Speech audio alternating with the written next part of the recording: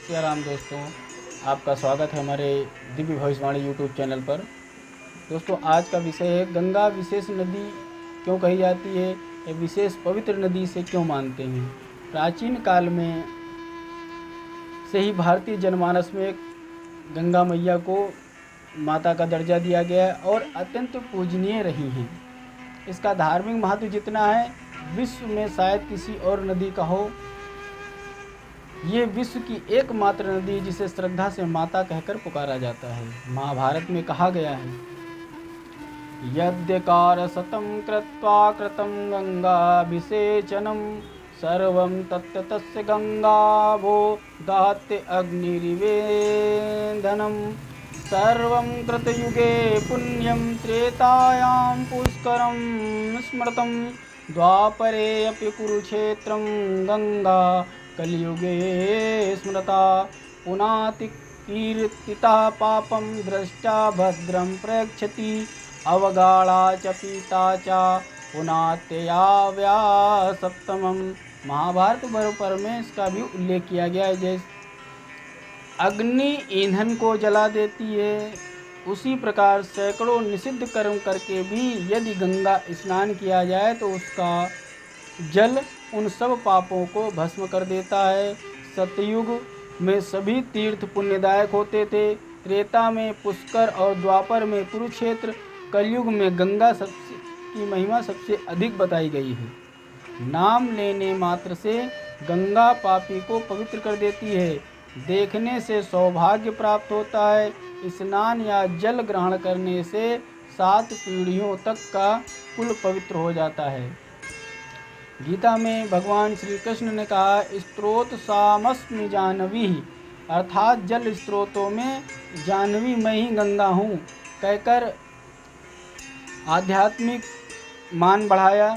आध्यात्मिक रोगों की दवा गंगा जल है। कहते हैं, औषधि जानवी तोयम वैद्यो नारायणो हरि, अर्थात गंगा के जल में इतना विशेष ऊर्जा है कि आध्यात्मिक रोगों की दवा गंगा जल है। उन रोगियों का चिकित्सक परमात्मा नारायण है।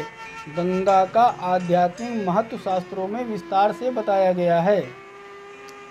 पद्म पुराण में कहा गया है कि गंगा के प्रभाव से मनुष्य अनेक जन्मों के पाप नष्ट कर सकता है और अनंत पुण्य को प्राप्त होता है और स्वर्गलोक में निवास को प्राप्त होता है। अग्नि पुराण में कहा गया है कि गंगा सद्गति देने वाली है। जो नित्य गंगा जल का सेवन करते हैं वे अपने वंश सहित वैकुंठ को जाते हैं। गंगा स्नान, गंगा जल के पान, गंगा का नाम जप करने से असंख्य मनुष्य पवित्र और पुण्यवान हुए हैं। गंगा के समान कोई भी दूसरा जल तीर्थ नहीं है। स्कंद पुराण में कहा गया है कि जैसे बिना इच्छा के स्पर्श करने पर भी आग लग जाती है, उसी प्रकार अनिच्छा से गंगा का स्नान करने पर भी मनुष्य के सभी पाप नष्ट हो जाते हैं। अनिच्छयापि संप्रष्टो दहनो ही यथा दहेत, अनिच्छया संस्थानाम गंगा पापम च दहेत। स्कंद पुराण के काशी खंड में ऐसा कहा गया है। गंगा जल पर किए हुए शोध कार्यों से स्पष्ट है कि यह वर्षों तक रखने पर भी खराब नहीं होता है। स्वास्थ्यवर्धक, तत्ववर्धक और इसमें जीवनदायिनी शक्तियों का बाहुल्य होने के कारण गंगा का जल अमृत के समान माना गया है। यह सर्व रोग नाशक है, पाचक, मीठा, उत्तम, हृदय के लिए हितकर कहा गया है, पथ्य, आयु बढ़ाने वाला और त्रिदोष नाशक होता है। गंगा के जल का अधिक संतृप्त माना गया है। इसमें पर्याय लवण जैसे कैल्शियम, पोटेशियम, सोडियम आदि पाए जाते हैं। 45% क्लोरीन होता है इसमें, जो जल में कीटाणुओं को पनपने से रोकता है। इसी की उत्पत्ति के कारण कभी ये पानी नहीं सड़ता है और न ही इसमें कभी कीटाणु उत्पन्न होते हैं। इसकी अम्लीयता और क्षारीयता लगभग समान मानी जाती है। गंगा जल में अत्यधिक शक्तिशाली कीटाणु निरोधक तत्व क्लोराइड भी पाया जाता है। डॉक्टर कोहिमान के अनुसार जब किसी व्यक्ति की जीवन शक्ति जवाब देने लगती है तो उस समय उसे गंगा जल पिलाया जाता है तो आश्चर्यजनक ढंग से उसकी जीवन शक्ति बढ़ जाती है और रोगी को ऐसा लगता है कि उसके भीतर किसी सात्विक आनंद फूट रहा है। शास्त्रों के अनुसार इसी वजह से अंत में मृत्यु निकट के आने पर गंगा जल मुंह में डाला जाता है। दोस्तों, आज तक हम लोगों ने देखा होगा जब कोई मृत्यु को प्राप्त हो रहा होता है तो हमारे घर में बूढ़े बुजुर्ग लोग सब लोग कहते हैं जल्दी से लाइए गंगा जल मुंह में डाल दीजिए और तुलसी की दल मुंह में डाला जाता है। मित्रों, कहते हैं जब व्यक्ति के मृत्यु नज़दीक आती है तो वो मृत्यु के जो 40-50 सेकंड होते हैं वो बहुत ही कष्टदायक होते हैं। अगर कोई मरने वाला बता पाए तो आपको बता सकता है कि वो 40 सेकंड जो होते हैं व्यक्ति के जब प्राण निकल रहे होते हैं उस समय वो इस जन्म को और अपने पूर्व जन्मों को हजारों जन्मों में जी आया है वो उन सभी में एकदम से नैनो बाइट बिल्कुल एक छोटी छोटी बातों को बहुत हाई स्पीड से सोचता चला जाता है। उसके सामने हजारों पिक्चरें चलने लगती हैं। अब वो व्यक्ति क्या करता है कि तब उसको याद आता है कि अरे पूरा जीवन मेरा निकल गया और क्या गया, तो उस समय वो घोर पीड़ा को प्राप्त होता है। कभी इस विषय पे अगला वीडियो बनाएंगे, इसमें बातें ज़्यादा हो जाएंगी। लेकिन वो जो आखिरी पल होता है 1 मिनट का, 60 सेकंड का, 40-50 सेकंड का, उस समय जो संभल जाए और अपने को संभाल ले जाए तो वो अपने पूरे हजारों जीवन जो हजारों इसकी योनियों में भटक चुका है उनको सुधार सकता है।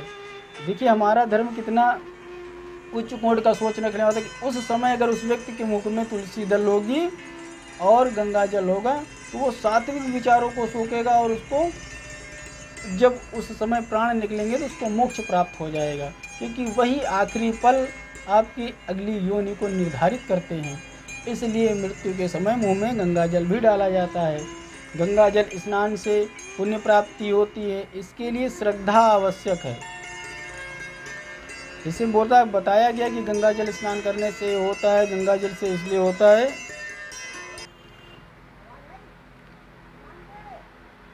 एक बार माँ पार्वती ने भगवान शिव से यही पूछा था, क्या गंगा स्नान करने से पाप छूट जाते हैं?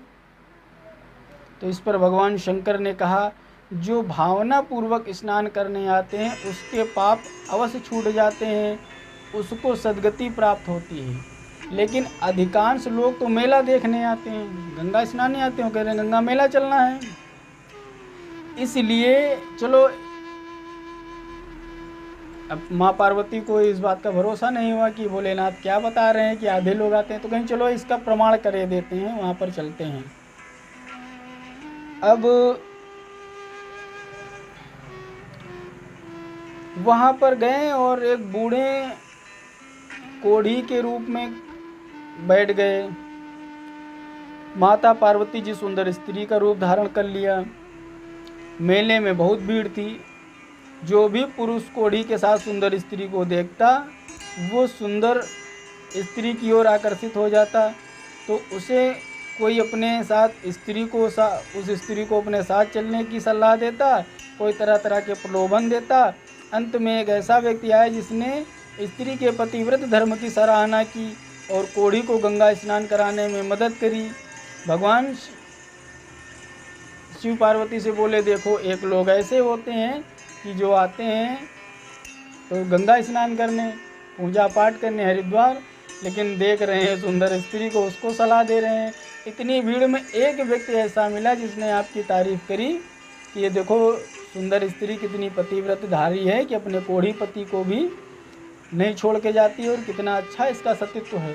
और चलिए हम आपको मदद करते हैं, गंगा जल स्नान करने से, गंगा स्नान करने से इसका कोढ़ दूर हो जाएगा। और उस व्यक्ति ने गंगा जी का स्नान कराया तो भगवान शिव जी अच्छे रूप में आ गए। दूसरे दृष्टांत में एक कहावत कही गई है कि माता पार्वती ने सोचा कि आज सब लोगों का मूड नहीं रहा होगा, तुमने फंसा दिया, और इसलिए जो है सुंदर स्त्री देख करके अब हमारे सामने तो सभी लोग हमारी तरफ आकर्षित होंगे। भोलेनाथ कहें चलो नहीं मानते हो, दूसरा उपाय करते हैं। आगे चले गए गड्ढे में। एक गड्ढे में दोनों लोग गिर गए बूढ़े होकर के। तो गड्ढा कोई बहुत बड़ा नहीं था, ऐसे कीचड़ टाइप में था। दोनों लोग उसमें बूढ़ा बूढ़ा बन के बैठे।